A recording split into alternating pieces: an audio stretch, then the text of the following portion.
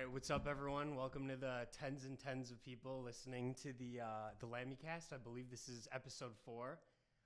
We've got the sales team here. So we got Cole Barnes, Abe Decker, and I'm Brian Ursoy. And I guess just to start here, guys, we could maybe give a quick intro on how you got here, maybe, and what your role is for the company. I guess Cole, if you wanna lead off. Absolutely. Thanks for having me on today. Very excited. It's my first appearance on the Team Lammicast, so just glad to be here. I grew up with a dad working in the sports industry, so that very much rubbed off on me. I knew I was going to be working in sports one way or another. I got the opportunity to go out to California for college and learn from a lot of great professors, a lot of great people. Got to start with a startup sports marketing agency out in Pittsburgh right after college, and then ended up here at Team Lammy. Definitely blessed to be here. Brian Ursoy here, Abe, everybody on staff is great to learn from. So that's my spiel. Abe? Yeah, so Cole and I, similar age, 22 years old, just graduated from college myself as well. Fortunate to go to the University of Wisconsin and have good 4 years there, where I learned a lot through my involvement with the sports business club there, and actually was able to lead the club as a senior, having the role of the president. So was super awesome, kind of gave me exposure to the different parts of the sports marketing industry, and kind of started to grasp on to the partnership side of things, and kind of, had a fondness for just building relationships with clients and kind of just seeing the cool things that partnerships can do in terms of connecting you with different, corporate groups or, athletes and stuff like that. So it's kind of what drew me here, and been here for 7 months now. So it's been good. Yeah, I guess from my end, some of you probably heard my story a little bit from the third episode of the Lammicast, but I'll keep this short and sweet. So I'm from Pewaukee, Wisconsin. Went to UW-Madison along with Abe. Graduated in 2019. Kind of found out my love for the sports industry in that sports business club that Abe was talking about. So in that club, we basically got to meet with different professionals in the sports industry, whether that be with brands, with teams, with agencies, and just kind of get a feel of where you'd like to see yourself fit in the sports world. And I guess my fit, I always wanted to kind of work with athletes and kind of engage in partnerships with athletes and brands. And I guess that's where we're kind of at today with Team Lammy here. And I've been at Team Lammy since 2019. Actually, a week after I graduated, I was hired onto the team here. And I'm currently the director of partnerships and help kind of spearhead our NIL division, and hoping, obviously, if we have some success in the NIL space, that the athletes trust us to work with them in the pro space as well. So yeah, guys, I guess we could just dive into some questions here, and we're just going to be taking you guys through some industry trends. And I guess we see ourselves as maybe a little bit of experts in the space of sports marketing, so we can hopefully help you guys learn a thing or two about that today. So I guess I just wanted to start it off. Obviously, we're all three of us avid sports watchers, watching college football and football this year, just watching the commercials during the games. What are your guys' favorite partnerships? Cole, I guess if you want to go first. Yeah, I think the Heisman House is just brilliant. I think when they brought Caleb Williams in from his Heisman winning season last year, they got really creative with it. You saw Baker Mayfield doing stuff, doing like in-game ad reads and stuff, very creative. But then they had Caleb Williams doing something, promoting a UCLA themed brand, and he couldn't get it out. So I think it's just a great way to catch people's attention, really be entertaining, because they're not selling you in the commercial. It's really something that you pay attention to. I mean, I'm remembering it right now. I guess I pay a little bit more attention with working in that space, but I think it's brilliant with what they're doing, and it's fascinating how they have to structure those deals, because I mean, if you get a Heisman winner that doesn't want to partake in it, that kind of crumbles the entire operation. So it'll be interesting to see how long they can keep that going. Yeah, I mean, I feel like this year especially, it's hard to find a commercial related to college football that doesn't include Caleb Williams. He's kind of, we've kind of seen him come to rise as one of the kings of NIL, so to speak. It's been cool to see guys be able to benefit from the new legislation and kind of the new rules around, benefiting from name, image, and likeness. So for me, I mean, I don't know if I have a specific one, but the thing that kind of sticks out to me is the work that groups like Dr. Pepper are doing, where they have him in a commercial, and for them it seems to be a lot about storytelling. They seem to kind of blend the work that they're doing in their commercials with the people they're associated with, and then as well as their experiences. I know that a big thing for them with the college football playoff is the scholarship donations, where they bring college students out and actually have them participate in the competition, throwing the footballs into the cans, and the winner gets a big scholarship donation. So I think it's just kind of cool to see how companies have been able to kind of intertwine that with their marketing strategy and partnerships. And so I think, from Caleb Williams to being on field at the college football national championship or the playoffs, it's been cool to see how they were able to activate around the sport. I agree on that. I think you brought up a super valid point about Caleb Williams. Like, you couldn't really get away with him, whether it was, Beats or the real estate agency that's out in LA that took him under his wing, right as he started off at USC. That guy's a Heisman winner, so, it's pretty obvious why he's bringing in all these deals, but he's also got a great off-field brand. You've been working with college athletes for a while now. I mean, right when NIL got signed into law, you were on it. What do you think makes an athlete marketable, attractive to some of these brands? It's different in a lot of markets. So I guess in Wisconsin, like, it'd be cool to hear about your experience with that. Yeah, I mean, a lot of people obviously know this. Like, if you're the starting running back or the starting quarterback, like, deals are ultimately probably going to find their way to you. But at the same time, the athlete from their end kind of has to put in some work as well. So, I mean, you've seen examples before too, where like the third string player or some guy that's basically not even on the depth chart is getting deals just because of their brand position in the space. I'd say in Wisconsin, I particularly noticed that, like, Wisconsin loves their own. So with our client Braylon Allen, for example, he Fond du Lac, Wisconsin, chooses to go play for Wisconsin. Like, people just love that storytelling of a Wisconsin kid staying home. So Wisconsin's running backs in the past are normally from the East Coast. So like Ron Dane, Jonathan Taylor, Corey Clement, like, these guys aren't from in-state. So I feel like a big aspect of storytelling for University of Wisconsin sports is being from Wisconsin and choosing to play for the University of Wisconsin. Just an interesting trend I've kind of noticed. Yeah, absolutely agree with you. I guess just going off of that here, guys, just personally for me in the past, I feel like as a kid growing up, like, I was very easily persuaded by brands that had athletes connected to them.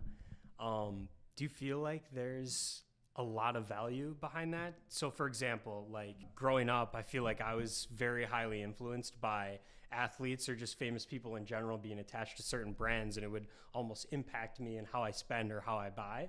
I guess you guys want to touch on that a little bit and see if there's any truth to that, I guess you could say. Yeah, absolutely. I mean, I think you see a lot of brands that execute it seamlessly, do a really good job. I think you see a lot of brands that fail with it too. You really need to lean into the storytelling side of things. Like, I think you hit the nail on the head. If you're the starting running back, if you're producing on the field, you're going to have deals that are coming in, especially locally. You're going to have companies that are excited about your football team. But I also think it's super, super key to build up a strong brand and an online presence. You got to have something that people know you for off the field, whether it's cooking or philanthropy or finance. There are a ton of different things that everybody's interested in. Nobody's focused on just one thing only.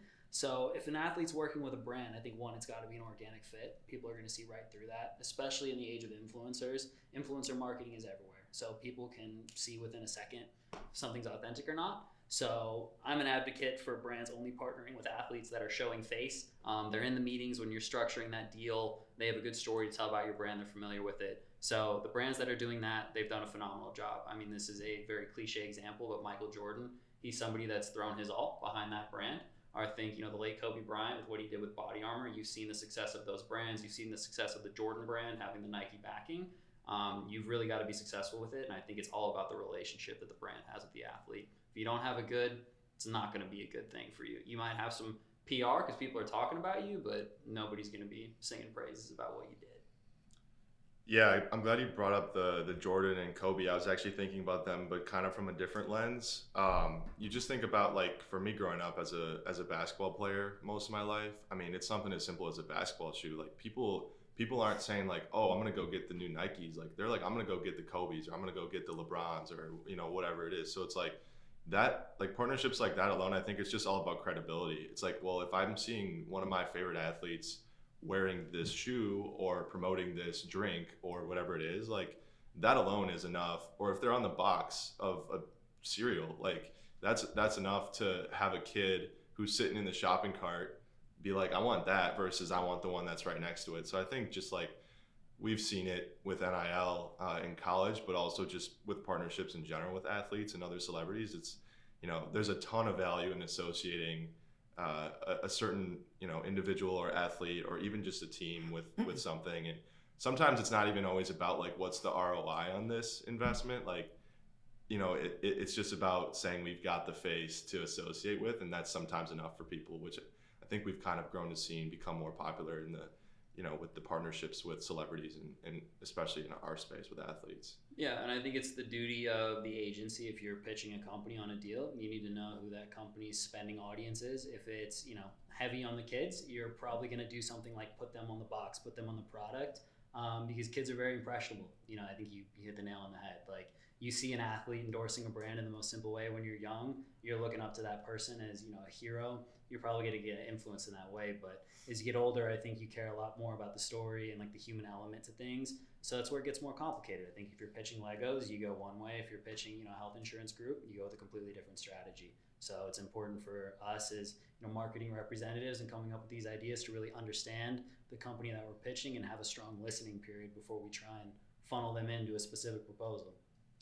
Yeah, and I feel like kind of going off of that, a big thing as far as like separating yourself with some of these partnerships is experiences are huge, kind of in the current marketing world, I feel like, because it's one thing to just, be associated, but when you can actually involve your consumer in an experience, they're much more likely to remember it, be more fond of it, and that kind of can create more of a long-standing association with a brand. So I feel like that's something that we've seen certain companies kind of lean into.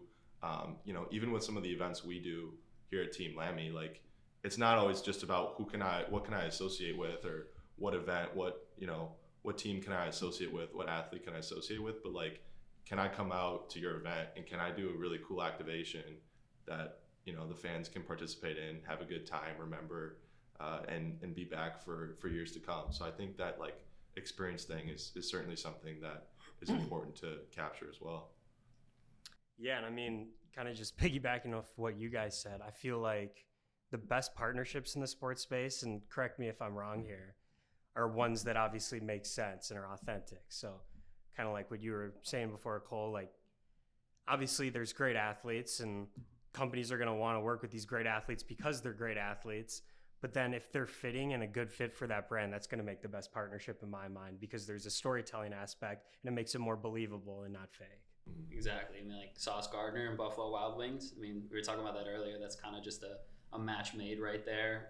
It's simple, but it's very creative. It's catchy. I think it caters to the younger audience too. And I think that's, a large group that pays attention to Sauce Gardner. He's very in tap with, other aspects of culture. There's a lot of convergence culture going on there. He's a style icon, he's a fashion icon. So that's one of my favorite partnerships. And Abe, what you were talking about with experiences, back to our guy Caleb Williams, like Neutrogena, they did a brand partnership with him at Coachella. They did a big pop-up and Caleb Williams stopped by. Everybody was paying attention to that. It's simple, but it's creative.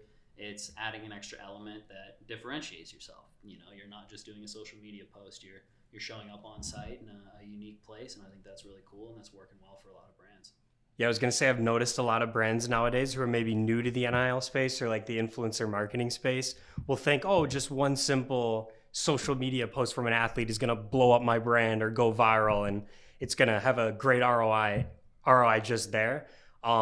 I just feel like there's so many better ways to activate surrounding an athlete, whether that be a billboard or literally building your brand around this athlete and doing almost some storytelling of your own, having them come out to appearances, signing autographs, selling clothes, like literally going into the warehouse and like working for your company, doing commercial shoots, video shoots.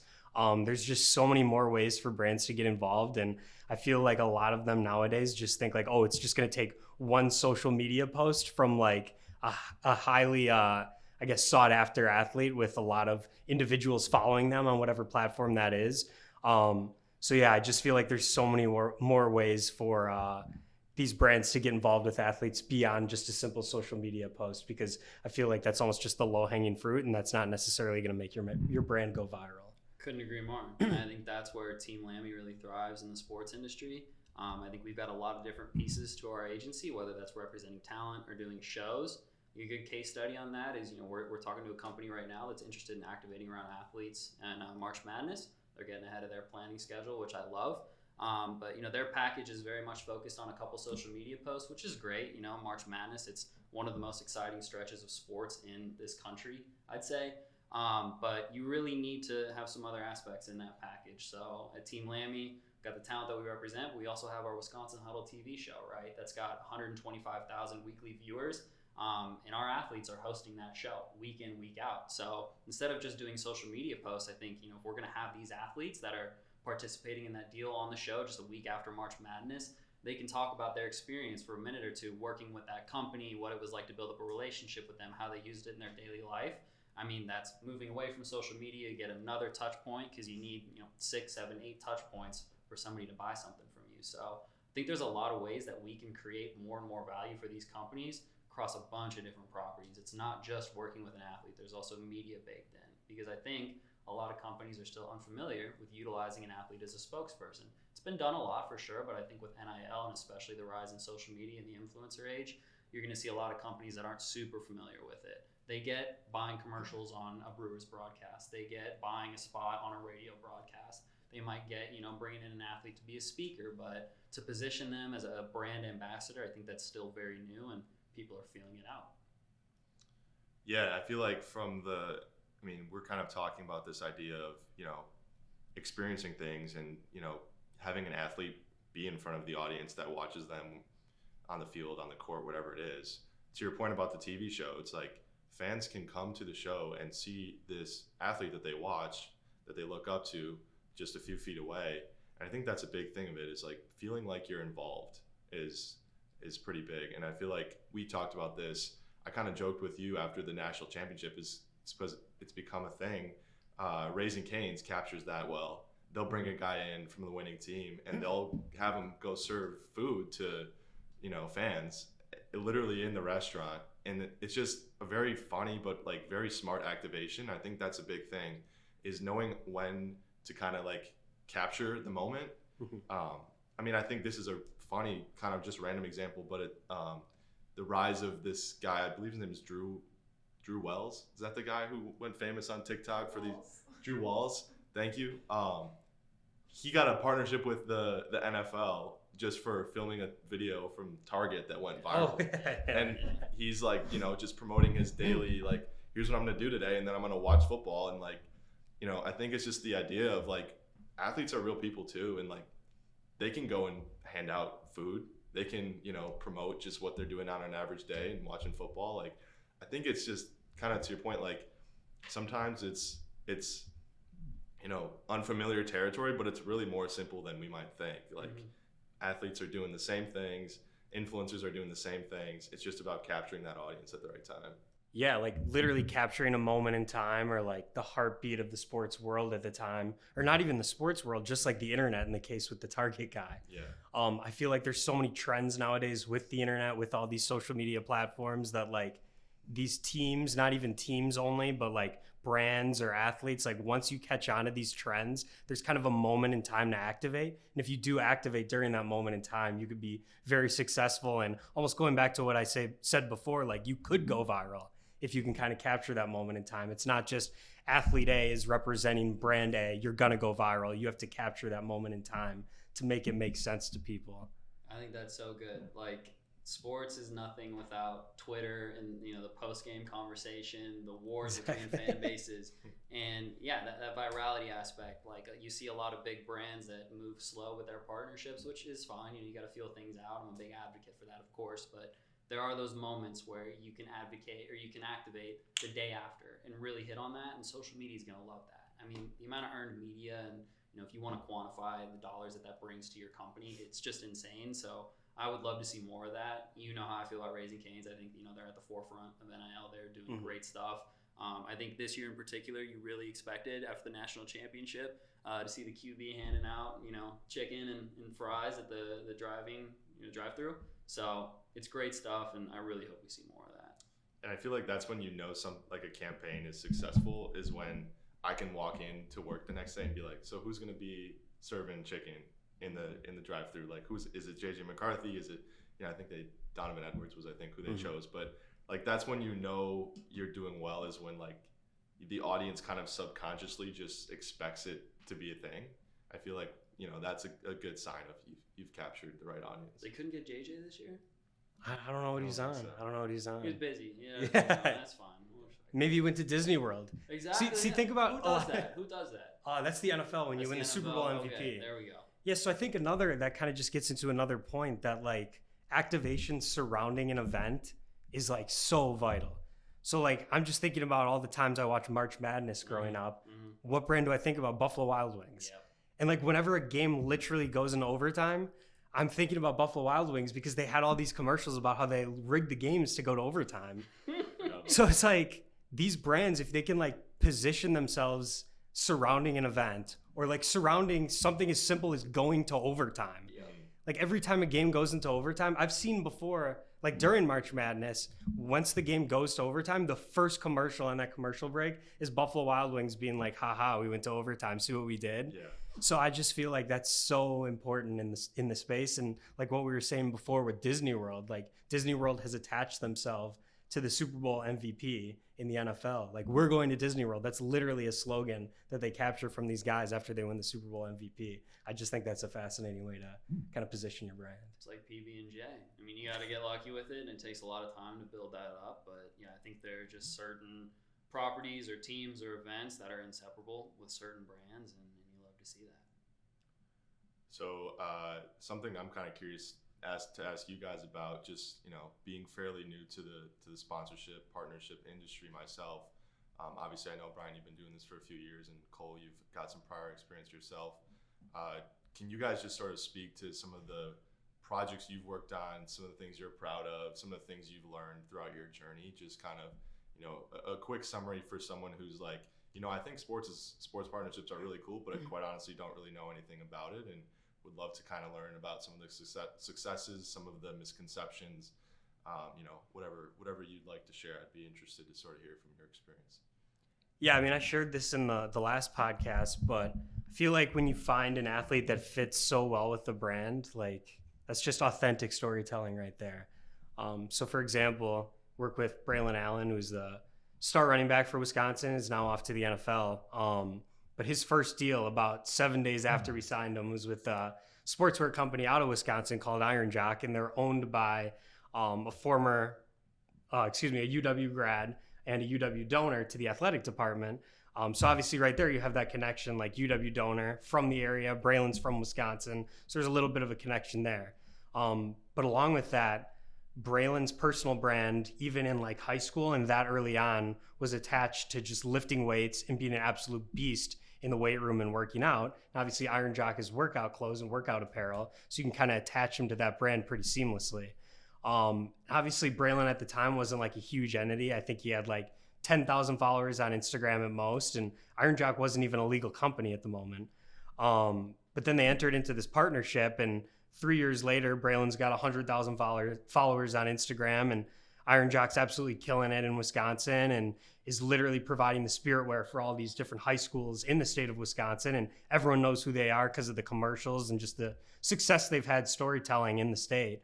So yeah, I just feel like that partnership's really cool to me because both entities kind of grew alongside each other. So Braylon, obviously, like I said before, at the time wasn't really a household name, nor was Iron Jock. And then they kind of grew together into some pretty special partnership, and obviously two entities that are now pretty well known, at least here in the state of Wisconsin. First, I mean, that's a great story. I think, there's a lot to learn from that, and just investing in a guy when he's young and really focusing on the relationship. That investment can pay off later on, especially when you have somebody who's a good fit for your brand. But for me, I had done some work with a wide receiver at the University of Southern California who loved to cook. He grew up in East Texas, learned from his family, was cooking for his family since he could walk. Real solid guy. Started to have a couple breakout seasons. I think he finished over 1,000 yards this year. And with his passion for cooking, we helped him create a digital cooking show. So it was a 4-episode season. He posted on Instagram, he posted on TikTok. It was unbranded, so it was just called No Huddle Kitchen, right? Just 1-minute clips of him cooking up his favorite dishes. A lot of it had a Southern influence on it, with him being from Texas.